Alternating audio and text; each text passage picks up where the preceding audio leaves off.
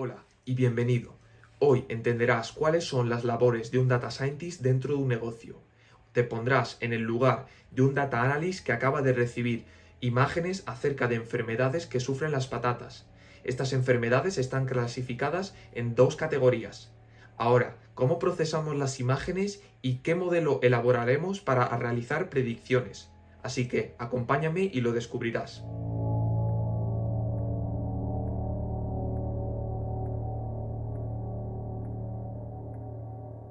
En este vídeo discutiremos nuestro caso de negocio. En este caso, podremos entender cuál es la labor de un Data Analyst desde dentro de una empresa que se dedica a la agricultura. A continuación, elaboraremos una hipótesis con los datos que hemos recibido, para luego plantear nuestro problema. Entenderemos cuál es la importancia de preprocesar nuestras imágenes para poder dárselas a nuestro modelo predictivo. Hablaremos un poco sobre la arquitectura de nuestro modelo y posteriormente evaluaremos nuestro modelo para ver cuál es la precisión de clasificar estas imágenes. Tenéis que tener un nivel básico de Python, al igual que entender cómo funcionan las librerías NumPy y Pandas, junto con las bases para elaborar un modelo predictivo con TensorFlow y Keras. No quiero desanimaros para que penséis que los prerequisitos son necesarios, ya que haré lo más accesible que pueda este proyecto. Así que si quieres entender cómo funciona el workflow de un Data Scientist dentro de una organización, acompáñame. Bueno, pues pasemos a la pantalla para ver con más detalle el problema que vamos a tratar en el día de hoy. Estas son las secciones que vamos a ver: caso de negocio, hipótesis, problema, recolección y procesamiento de datos, introducción a las redes convolucionales, las matemáticas que hay detrás, el modelado, predicciones y la evaluación del modelo. Bien, el caso de negocio básicamente intenta explicar cuál es el problema que enfrenta nuestra empresa en la que estamos trabajando. En nuestro caso estamos trabajando como un Data Analyst dentro de una empresa de agricultura que probablemente tiene un sistema de clasificación de vegetales. En nuestro caso hemos recibido datos acerca de las patatas y observamos que tenemos patatas que sufren enfermedades. Estas enfermedades suponen una gran amenaza para la agricultura y sobre todo para la empresa, ya que identificar y clasificar estas enfermedades de manera rápida y precisa puede optimizar los recursos económicos de los que dispone la empresa. En nuestro proyecto estaremos enfocados en elaborar un clasificador de imágenes con redes de convolución. Es una técnica avanzada de aprendizaje profundo. Bien, a continuación deberemos de plantear una hipótesis sobre los datos que hemos recibido. En nuestro caso hemos recibido imágenes sobre las hojas de patata. Nuestra hipótesis debe de responder a la siguiente pregunta: ¿puede mi modelo entender cuáles son las características de las imágenes y poder clasificarlas correctamente?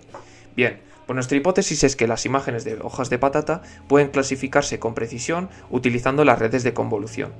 Existen características distintivas, es decir, patrones que existen en las hojas que pueden ser identificadas por el modelo y guardadas como parte de un patrón.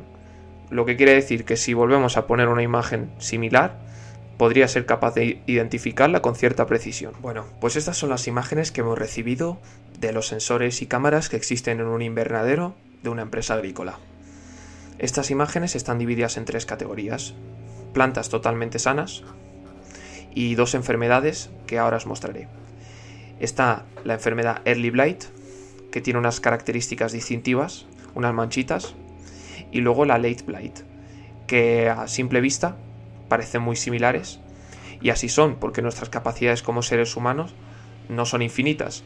Estas características a simple vista son difíciles de distinguir. Es por eso que recurrimos a modelos de visión de computación, como modelos de redes de convolución y procesamiento de imágenes, para clasificar correctamente este tipo de tareas. Así que pasemos a ver cómo funciona el workflow de un Data Scientist. Bien, ya que hemos visto los datos que hemos recibido con más detalle, deberemos de plantear el problema que vamos a resolver. En primer lugar, tendremos que clasificar las imágenes en tres categorías, según el estado de la patata: Healthy, Early Blight y Late Blight, es decir, sanas y las dos enfermedades que nosotros hemos detectado en las imágenes. Probablemente el paso más importante para este problema será transformar las imágenes en un formato adecuado, es decir, un formato que sea capaz de digerir un modelo y realizar predicciones a partir de estas imágenes. Tendremos que normalizarlas, reducir los canales RGB a escala de grises y transformar a Float32, un tipo de dato mucho más estable y rápido de procesar. A continuación, diseñaremos el modelo, seleccionaremos la métrica, la función de pérdida y el optimizador. Y finalmente, evaluaremos este modelo y haremos predicciones con él. Bien, pues no se diga más y pasemos al Jupyter Notebook, donde resolveremos este problema. Importante, los paquetes instalados en el Virtual Environment tienen que ser NumPy, Pandas, TensorFlow, OpenCV y Matplotlib. Y como ya sabéis, los prerequisitos son los que ponen ahí. Empezaremos importando las siguientes librerías: OS, CV2 y NumPy. NumPy es NP. OS básicamente es para acceder a nuestro sistema y poder extraer los archivos. CV2 es una librería para poder editar y manipular imágenes. Y NumPy es la librería para manejar los arrays de datos. A continuación tendremos que escribir el path de dónde están localizadas nuestras imágenes, ¿vale? Así que tendremos 3 paths. Entre ellos está el de Healthy Potatoes, que son las patatas que son sanas. Están guardadas en este path, que será distinto al vuestro, obviamente. Y tendremos que crear 3, una para cada categoría. Hay potato, el liblight. Vamos a cambiarle el nombre aquí, el liblight, con una L, no 2. Y lo copiamos aquí. Ponemos late. Y aquí más de lo mismo. Bien, pues ahora, importante, crear una función para extraer estos datos y transformarlos en un array. Así que crearemos la siguiente función: ImageLoader, que cogerá un folder, una carpeta, y guardaremos nuestras imágenes en una lista. Así que para cada archivo en nuestra dirección de folder extraeremos la imagen con la siguiente función: CV2 imread, acceder a nuestra carpeta y extraer todos los archivos que haya en ella. Y si la imagen existe,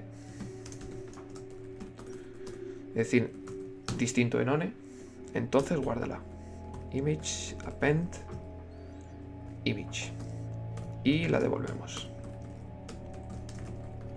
Ok, esta función muy útil para futuros proyectos relacionados con tratamiento de imágenes, así que os recomiendo que toméis nota. Bien, pues ahora vamos a extraer las imágenes. Healthy Potatoes, ImageLoader, y le pasamos el path. Hacemos lo mismo para las otras dos categorías: Early Blight, Potatoes, Late Blight, Potatoes. Y aquí le pasamos el path y más de lo mismo aquí. Bien, esta función va a tardar un poquillo en extraer todas las imágenes, que aproximadamente en total son unas 2100. Y posteriormente tendremos que etiquetarlas, es decir, para poder crear un modelo tendremos que tener la referencia de cuáles son las categorías que existen. Vamos a echar un vistazo a esta lista.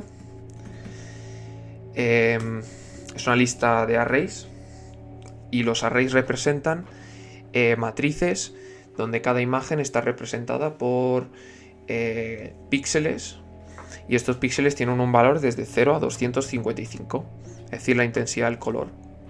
Vamos a echar un vistazo muy importante al shape de nuestro array. Por ejemplo, escogemos la primera imagen y vemos que tiene 256 rows, 256 columns y 3 canales. Los 3 canales representan el RGB. Bien, pues volviendo a los slides, tendremos que seguir los pasos del Data Science Workflow. En el cuarto paso, tendremos que recolectar y procesar los datos. Probablemente el 70% de los problemas de Data Science es recolectar y procesar de forma eficiente. Elaborar un modelo es muy sencillo y no debería de llevarte tiempo. Hemos recolectado las imágenes de la comunidad de Kaggle, pero en la vida real las imágenes las recibirías de sensores o cualquier sistema que recaude algún tipo de información.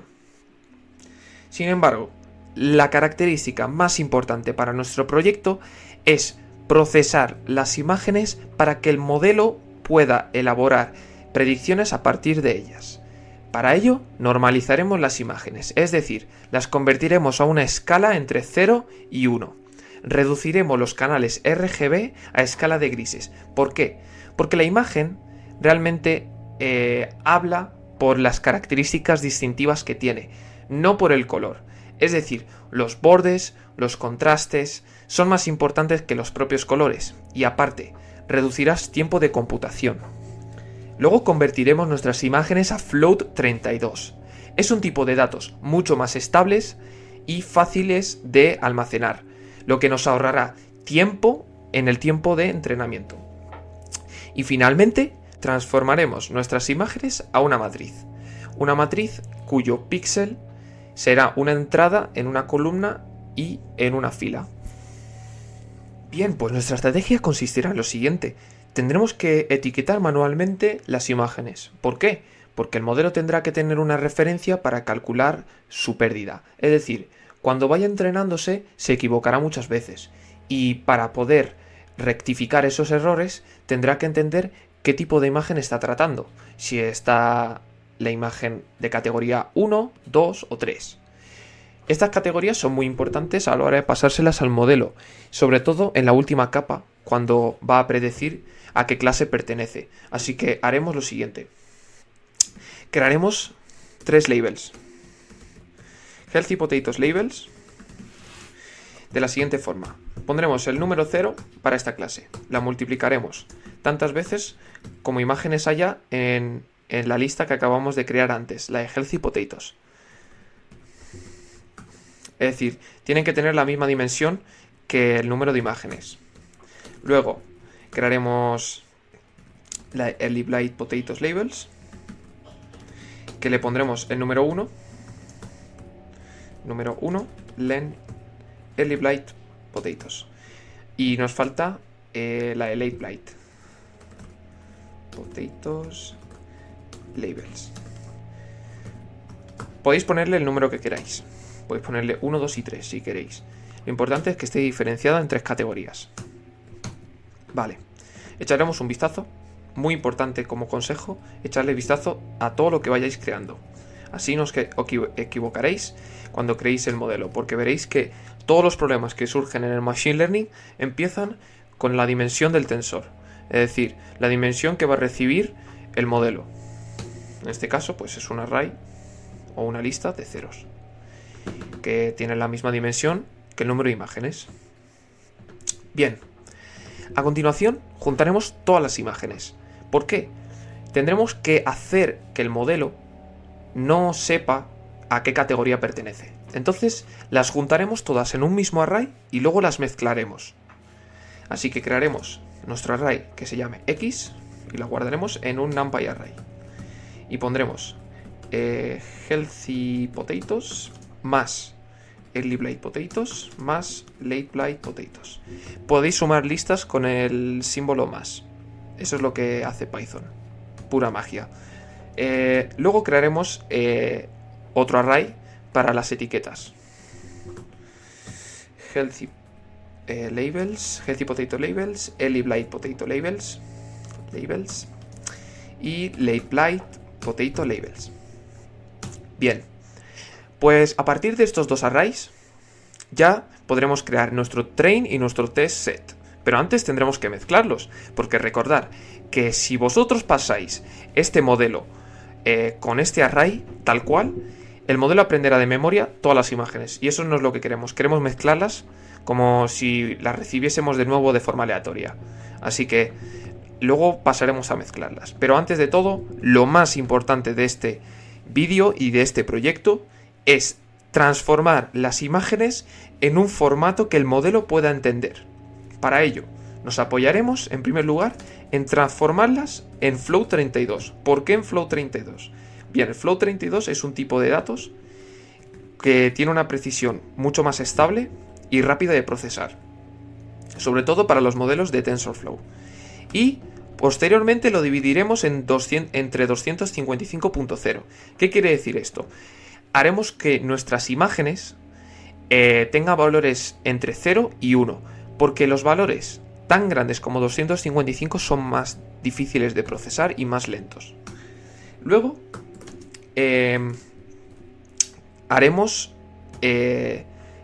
hemos hecho la normalización y después la estandarización, es decir, centrarla en la media de los valores. Para ello haremos npmin x y le pones el axis número 3, es decir, el axis número 3 es nuestro channel. Y ponemos este parámetro, keep dims true. Cuando realice esto, echaremos un vistazo a lo que acabamos de hacer. Por ejemplo, elegiremos la primera imagen y vemos que mantiene la resolución y le hemos reducido el canal. Ahora mismo lo que significa este número 1 a diferencia del 3 es que ahora mismo la escala está en grises y está normalizada. Vamos a echar un vistazo. En primer lugar, perdonadme, vamos a importar matplotlib.pyplot as plt y ponemos plt imshow y elegimos la primera imagen, por ejemplo la número 0. Le ponemos la número 0 y le ponemos el siguiente parámetro, cmap_gray. Y como veis, esta es nuestra imagen a escala de grises y estos axis representan cada píxel, 256 por 256. Muy importante para luego poder pasarlo a nuestro modelo. Bien, como antes os decía, es importante que nuestros labels estén en una escala categórica. Para ello importaremos la siguiente librería. From TensorFlow keras utils import to categorical. Esto básicamente va a transformar nuestros labels, la i, en escala categórica. Muy importante para nuestra última capa de salida, que tendrá que aprender a clasificar 3 tipos de categorías. Así que pasamos el i y el número de clases, que es igual a 3. Podemos echar un vistazo, si queréis, antes de que cargue esto, porque tarda un poquito. Y como veis, está ya categorizada en 3 categorías. 100 representa la primera categoría, 001 la última categoría y 010 la categoría número 2. ¿Vale? Vamos a eliminar esta celda y pasaremos al siguiente apartado. Bien, pues he creado una pequeña función para que podáis ver las diferentes categorías de forma aleatoria, las distintas imágenes que corresponden a cada una de las categorías en escala de grises. Vamos, esta función no es necesaria para nuestro proyecto, pero os recomiendo que os la guardéis para que podáis visualizar vuestras imágenes. Súper importante visualizar todo lo que vayáis creando. Bien, como anteriormente mencionaba, es muy importante que vuestro array con todas las imágenes esté ordenada aleatoriamente, ya que si no, podría el modelo aprenderse la ruta y los patrones que existen dentro de esta organización que acabamos de crear. Que es decir, acabamos de juntar todas las imágenes y si la pasamos al modelo se las aprende de memoria. Eso no es lo que queremos. Queremos que esté totalmente aleatorio. Bien, pues para poder realizar esto tendremos que importar la siguiente librería. From sklearn.utils import shuffle. Así que XA, hacemos shuffle XA. Básicamente va a desordenarlas aleatoriamente. Y ya que las hemos desordenado aleatoriamente, podemos empezar a hacer nuestro train set y nuestro test set. Así que importamos de la librería sklearn de model selection import train test split. Ok. Así que ya podemos empezar a plantear nuestro problema de la perspectiva del Machine Learning. Como anteriormente hemos dicho, todo el núcleo gira en torno a cómo procesamos las imágenes, tratarlas como arrays, convertirlas en matrices, normalizarlas, estandarizarlas, reducirle los canales. Eso es lo más importante, recordar. El modelo no puede aprender nada por sí solo. Lo que tú metes al modelo es lo que va a sacar. Si metes calidad de datos, sacará calidad de respuestas. Así que, volviendo al train test split, pondremos xtrain, xtrain, xtest, ytrain, ytest. Y haremos el split. Train test, split, le pasamos la x, la y, el tamaño del split, que pondremos 0.2, y un random state como una semilla para poder repetir el split de 42. Es un número aleatorio que no es importante que lo pongáis, pero si queréis repetir el experimento de nuevo, pues con esta semilla podréis replicarlo. Bien, pues vamos a echar un vistazo por curiosidad del tamaño del train y el test set. Vamos a poner xtrain, y aquí len xtest. Pues de 1721 el train y de 431 el test. Sin embargo, hay un problema que no hemos observado. Bien, no hemos visto cuántas imágenes hay de cada categoría. Y esto puede ser un grave error si queremos hacer un modelo y vemos que hay más fotos de una categoría que de otra. Eso llevará a que el modelo esté desestabilizado y vaya a aprender mejor los patrones de una categoría que de otra. Y eso no lo queremos. Vamos a echar un vistazo, por curiosidad, a el número de fotos que hay de Healthy Potatoes, ¿vale? 152. Ahora vamos a ver Early Blight. 1000. Eso es una gran diferencia. De 152 a 1000 es algo que no podemos dejar pasar. Esta diferencia entre las clases es muy fácil de solucionar de dos formas. Puedes hacer datos de forma sintética, es decir, coges 152 imágenes y generas 4 imágenes aleatorias por imagen y le vas aplicando transformaciones, las rotas, le haces zoom, le pones más contraste, más brillo y el modelo pues no entenderá que eso son transformaciones, básicamente verá que son imágenes distintas. Pero en este caso vamos a hacerlo de otra forma. Vamos a crear un diccionario donde le pondremos un peso o una fuerza distinta a la primera clase que tiene menos imágenes. Es decir, para balancear las dos clases añadiremos más peso a una que es la de Healthy Potatoes. Antes de que empecemos a crear nuestro modelo tendremos que entender por qué hemos seleccionado este tipo de arquitectura, las redes de convolución. Las redes de convolución básicamente es una red neuronal adaptada para un tipo de datos. Este tipo de datos son tensores. Los tensores básicamente es una generalización de matrices. Una matriz es un tensor de rango 3. Y un tensor básicamente puede ser representado como matriz, escalar, vector o cualquier tipo de generalización algebraica en una dimensión mucho más superior. Bien, ¿por qué las redes de convolución funcionan también con este tipo de datos? La convolución es un tipo de operación que se aplica sobre cada píxel de una imagen, extrayendo las características más importantes. Vamos a ver una pequeña demo de cómo funcionan las convoluciones.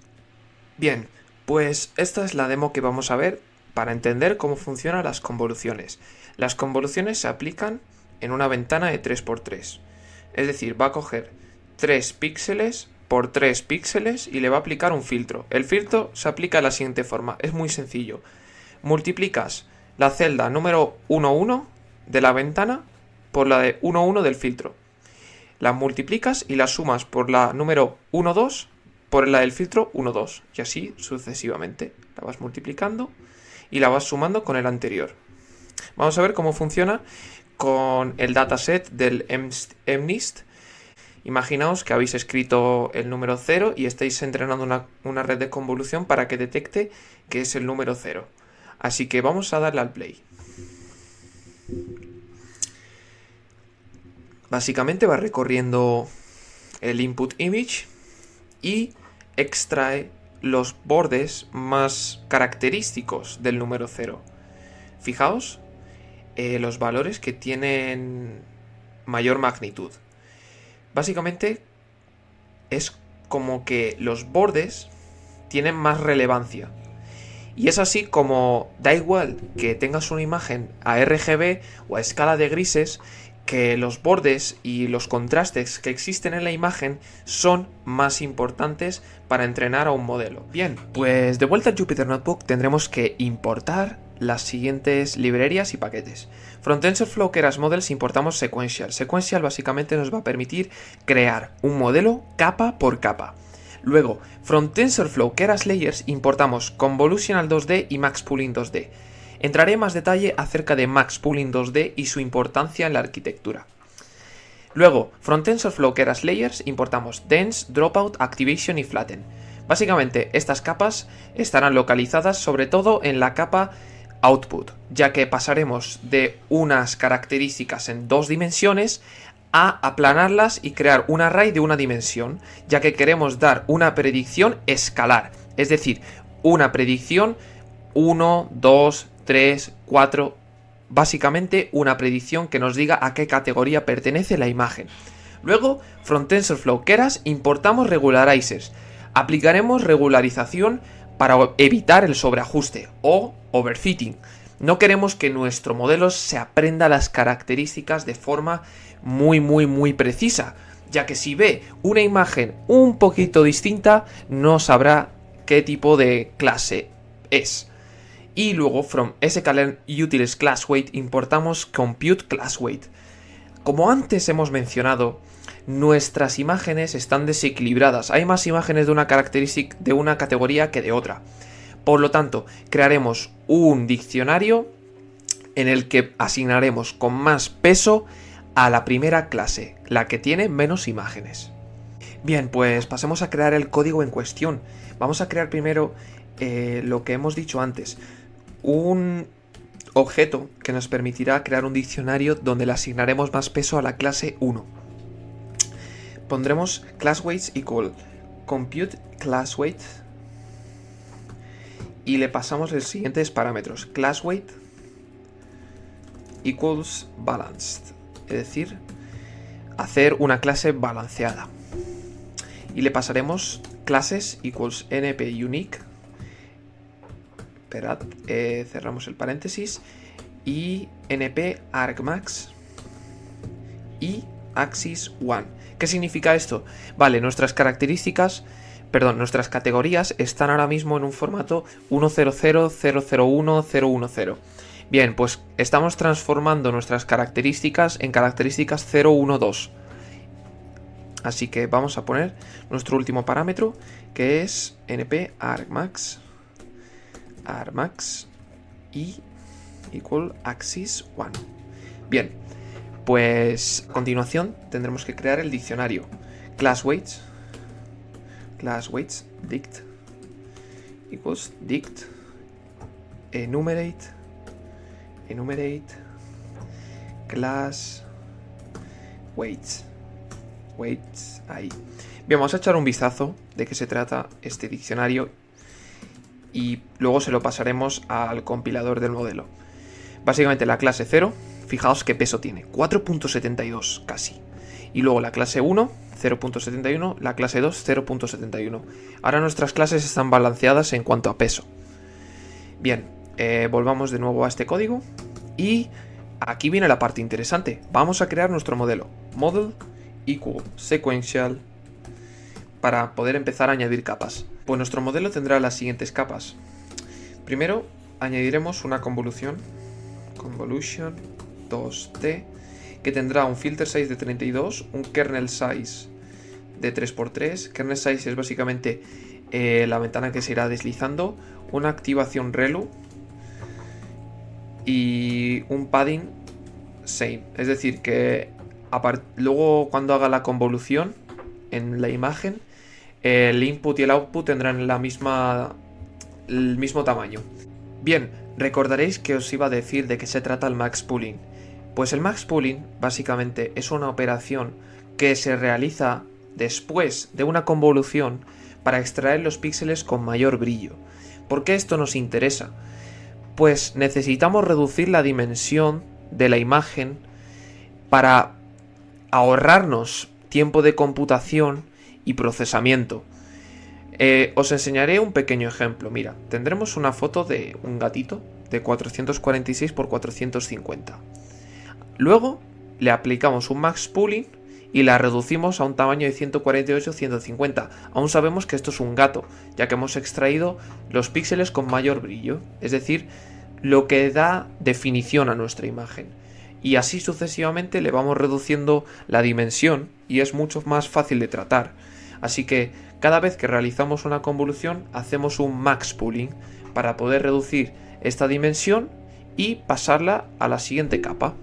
Bien, otra característica muy importante de los modelos de computación relacionados con visión, clasificación de imágenes, clasificación de objetos, es que sobreajustan muy fácil. Es decir, los modelos aprenden tan estrictamente las características de una imagen que ya no saben diferenciar pequeñas diferencias. Por lo tanto, debemos de arreglarlo con un dropout. Un dropout descarta neuronas de forma aleatoria con cierta probabilidad.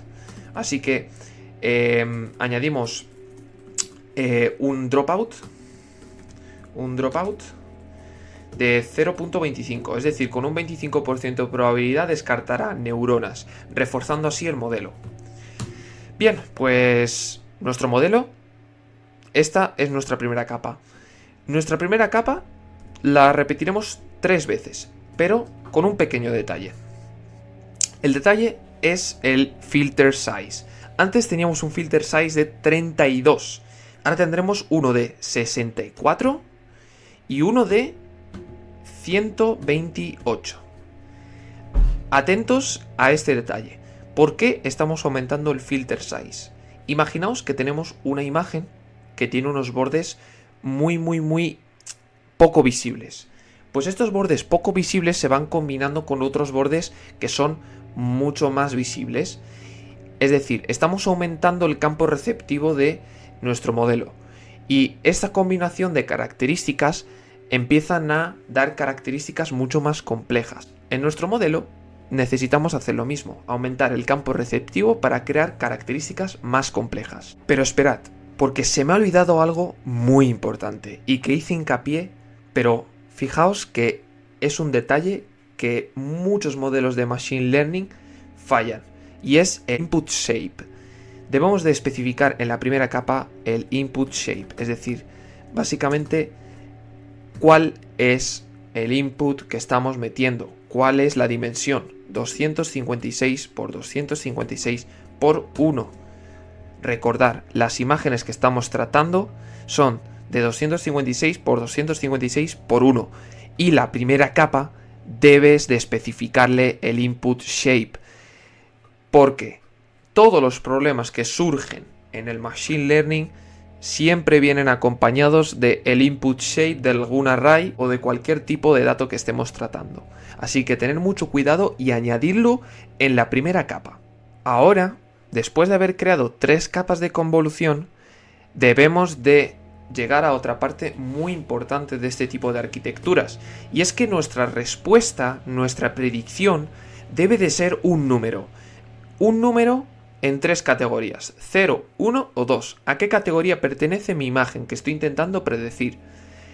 Para hacer esa predicción debemos de transformar nuestras características, que ahora mismo están en 2 dimensiones, porque estamos tratando imágenes que están en 2 dimensiones, y aplanarlas a una dimensión. Os enseñaré una imagen para que entendáis en más detalle a lo que estoy refiriendo. Fijaos en esta imagen. Estamos intentando crear un modelo de convolución que escanee imágenes de números escritos a mano, ¿vale? Imágenes de 28 x 28. Tenemos 2 capas de convolución y 2 max pooling. Pero fijaos al final. Al final tenemos una red neuronal totalmente conectada. Estamos pasando de características extraídas en 2 dimensiones a una de una dimensión, un array 1D. ¿Por qué? Nosotros intentamos predecir un escalar, en este caso predecir números desde el 0 hasta el 9. Para dar este tipo de respuestas tenemos que aplanar nuestras características de 2 dimensiones a una dimensión. Volviendo a Jupyter Notebook, para recrear este proceso de reducir la dimensión y aplanarla para predecir un escalar, añadiremos las siguientes capas. Añadiremos una capa flatten, que nos llevará, como dice el nombre, de una dimensión 2D a un array 1D. Luego añadiremos una capa totalmente conectada, que en este caso es una dense 512. ¿Por qué 512? Bueno, es un hiperparámetro que podéis poner el que queráis, pero a partir de prueba y error veréis que este número funciona bastante bien para este tipo de datos. Para otro tipo de datos tendréis que poner otros hiperparámetros. Hiperparámetros son los valores de las neuronas, el número de capas y algunos otros parámetros de regularización. Bien, pondremos una activación ReLU.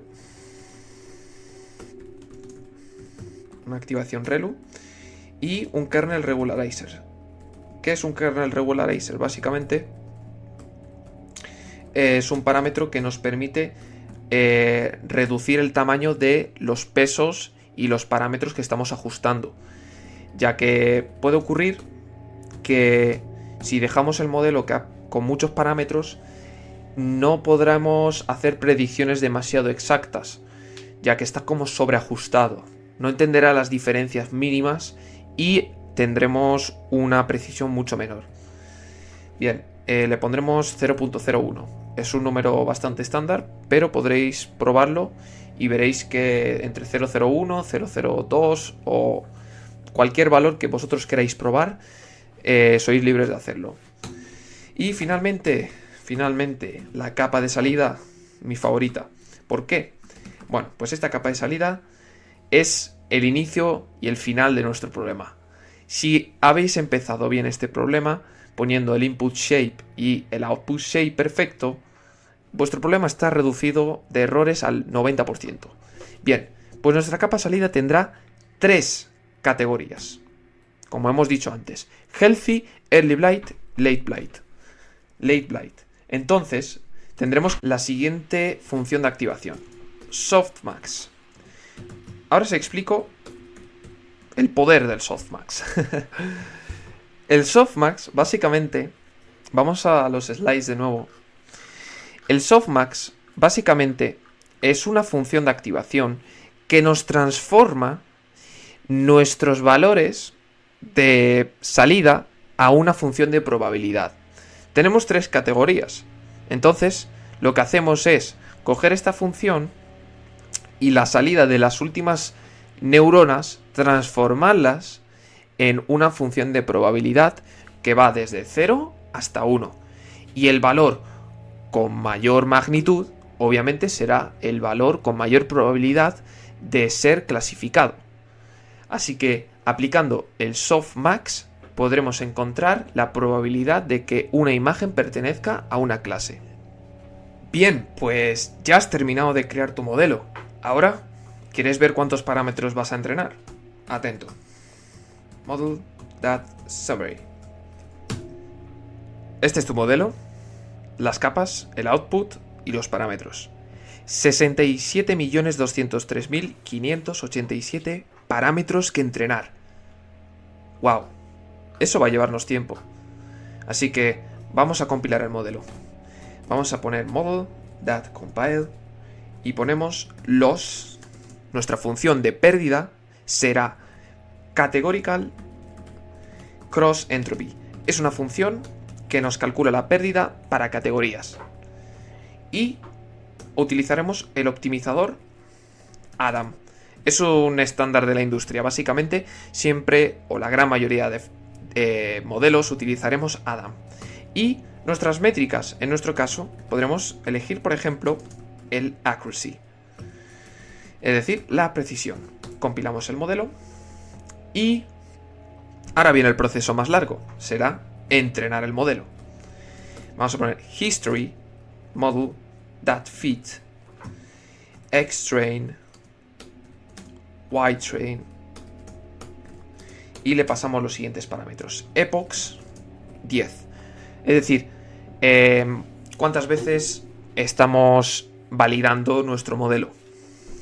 Luego, validation split. Podemos hacer un k-fold cross validation con este parámetro. Y, muy importante, no olvidar que tenemos que poner class weight, nuestro diccionario. ¿Cómo lo hemos llamado? Class weights dict. El diccionario donde le damos más peso a la categoría número 1, porque tenía menos imágenes. Vale, ahora entrenar. Nos llevará mucho tiempo. Aproximadamente 10 minutos. Yo diría. Depende también de vuestro procesador y de si tenéis tarjeta gráfica y la entrenáis con tarjeta gráfica. Pero bueno, este modelo, por ahora, parece ser que nos está dando un accuracy de 0.25.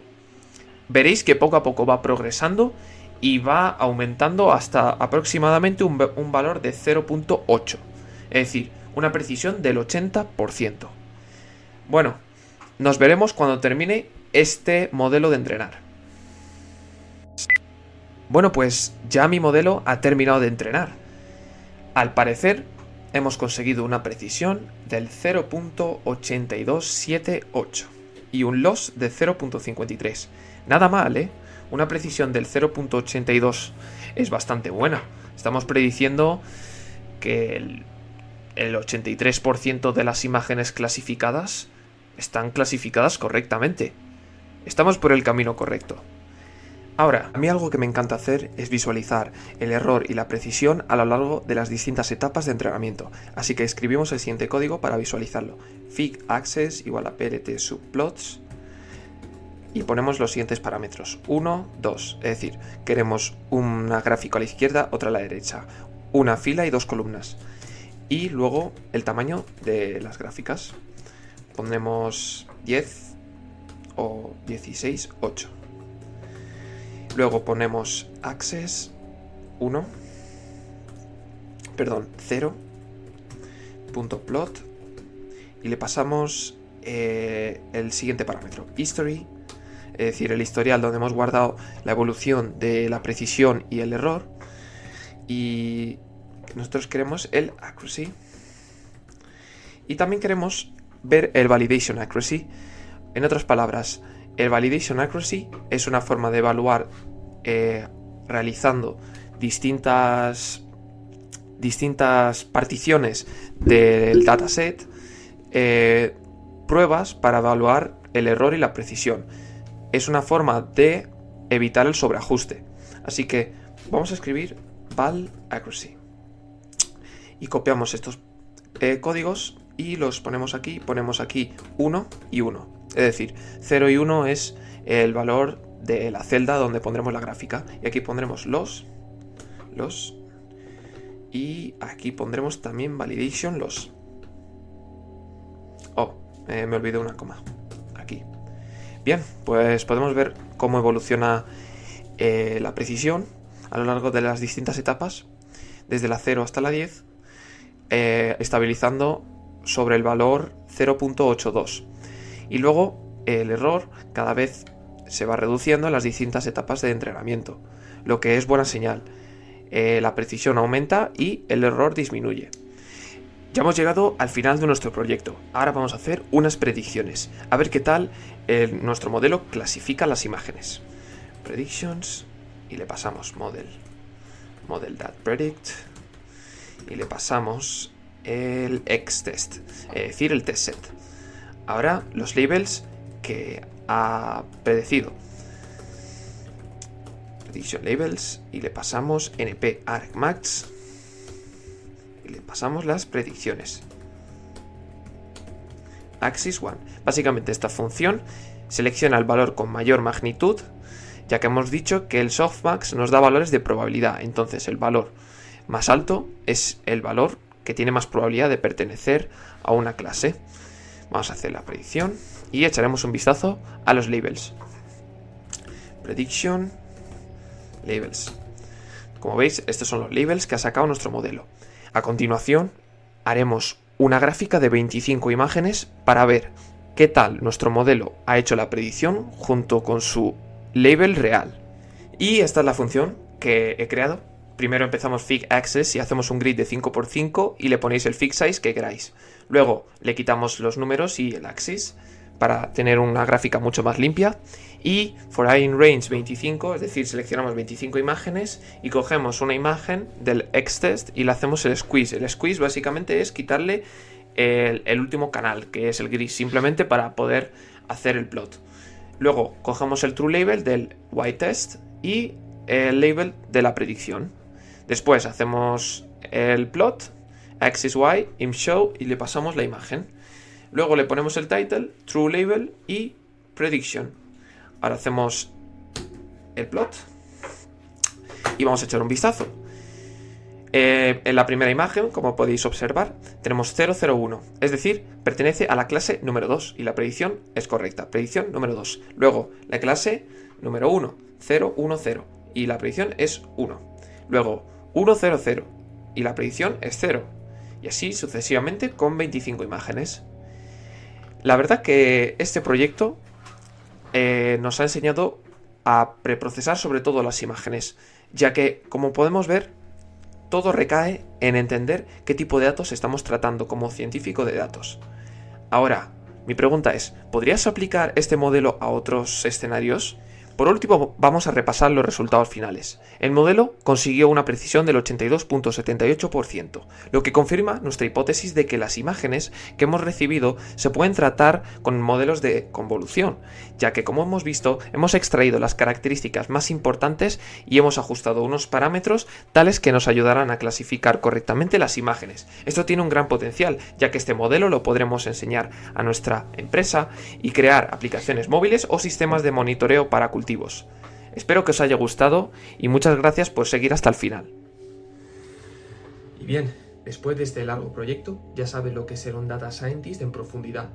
Lo que requiere es una metodología bien definida para poder resolver un problema. Elaboramos unas hipótesis, generamos unos datos o los recibimos, luego los procesamos y elaboramos un modelo que extrae las características más importantes para hacer predicciones. Sin embargo, los problemas a los que se enfrenta un data scientist no son únicamente desde el punto de vista analítico y objetivo. También debemos de comunicar los resultados de forma eficiente, ya que las empresas quieren tomar estrategias de la forma más rápida y eficiente en términos económicos. Así que, si te gusta ser un data scientist, por favor, acompáñame a más videotutoriales que subiré a Instagram y YouTube de forma gratuita. Ahora sí, me despido. Si has llegado hasta aquí, te lo agradezco desde corazón. Y por último, quería mencionar que todos los slides y códigos están disponibles en mi página de Instagram. Encontraréis un enlace al Drive donde podréis descargar de forma totalmente gratuita todos estos materiales para realizar estos proyectos. Ahora sí, me despido.